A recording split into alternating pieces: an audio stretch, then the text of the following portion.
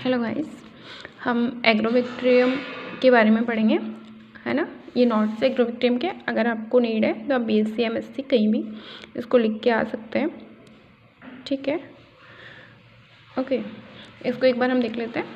ये एक bacterial species होती है एग्रोबैक्टीरियम। इसकी दो मोस्ट कॉमन स्पीसीज होती है, एग्रोबैक्टीरियम ट्यूमिफेसियंस और एग्रोबैक्टीरियम राइजोजेंस। एग्रोबैक्टीरियम ट्यूमिफेसियंस जो होती है वो टीआई प्लाज्मिड होता है उसमें, है ना, जो कि ट्यूमर कॉज करती है ना, और प्लांट्स में क्राउन गॉल डिजीज़ करती है, आरआई प्लाज्मिड। राइजोजेंस जो होती है उसमें आरआई प्लाज्मिड होता है, ये हैरी रूट डिजीज़ करता है प्लांट्स में, ठीक है। हम ट्यूमिफेसियंस, एग्रोबैक्टीरियम ट्यूमिफेसियंस के बारे में पढ़ रहे हैं, ठीक है। यह एक सॉइल पैथोजन है जो कि सॉइल में रहता है। यह ग्राम नेगेटिव बैक्टीरिया है।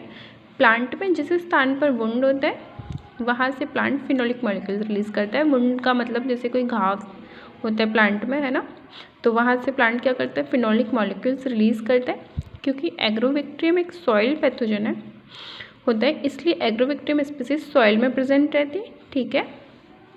एग्रोबैक्टीरियम स्पीसीज उन फिनोलिक मॉलिक्यूल्स को सेंस करती है ना, ठीक है। जो प्लांट होता है उसके वुंड से जो फिनोलिक मॉलिक्यूल्स रिलीज हो रहे थे ना, है ना, उनको एग्रोबैक्टीरियम स्पीसीज क्या करती है, सेंस करती है, ठीक है।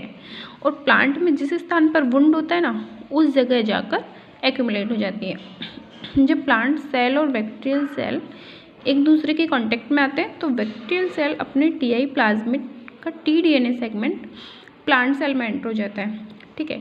टीआई प्लाज्मिड का जो टीडीएनए सेगमेंट है वो मैं एक बार आपको बता देती हूँ, ठीक है। देखो, ये टीआई प्लाज्मिड है, ठीक है। इसमें ये ऑरिजिन ऑफ रिप्लिकेशन होता है ना, ये होता है इसीलिए रेप्लिकेशन होती है, ठीक है। और ये विरुलेंस जीन होता है जिसकी वजह से जो इन्फेक्शन कॉज करता है ना, ये टीडीएनए होता है जिसकी हम बात कर रहे हैं, जो ट्रांसफ़र होता है, ठीक है।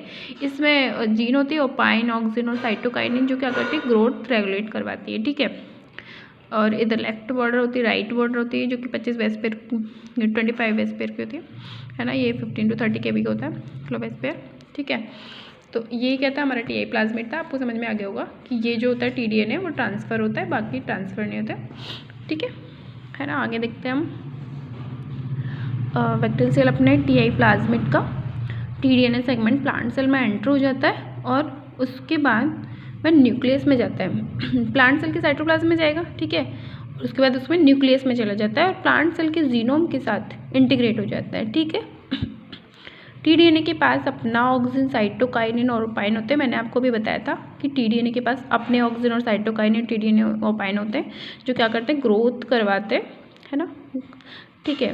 और प्लांट सेल के पास अपने भी तो होते हैं ना, ऑक्सिन, साइटोकाइनिन और ये ओपाइन, ठीक है। इनसे भी ग्रोथ होती है और इसमें भी होते हैं खुद के, तो ज़्यादा प्रोडक्शन होगा ना, टीडीएनए भी अपना बनाएगा और ये भी अपनी ग्रोथ करेंगे तो एक्स्ट्रा प्रोडक्शन होगा, ठीक है।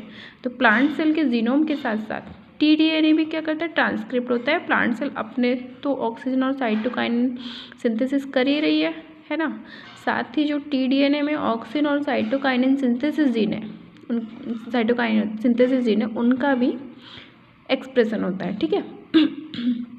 ऑक्सीजन और साइटोकाइनिन ओवर एक्सप्रेस होने लगते हैं क्योंकि टीडीएनए भी एक्सप्रेस कर रहा है और प्लांट सेल भी एक्सप्रेस कर रही है, तो इसलिए ओवर एक्सप्रेशन होने लगता है इनका एक्स्ट्रा प्रोडक्शन होने की वजह से ग्रोथ हार्मोन का एक्स्ट्रा प्रोडक्शन होता है, ठीक है।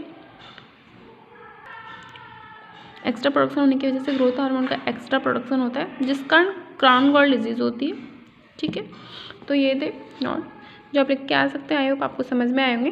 और एक और लाइन है कि एग्रोबैक्टीरियम ट्यूमिफेसियंस मोनोकोट प्लांट्स को इन्फेक्ट करती है, डाइकोट प्लांट्स को इन्फेक्ट नहीं करती है, ठीक है। ओके।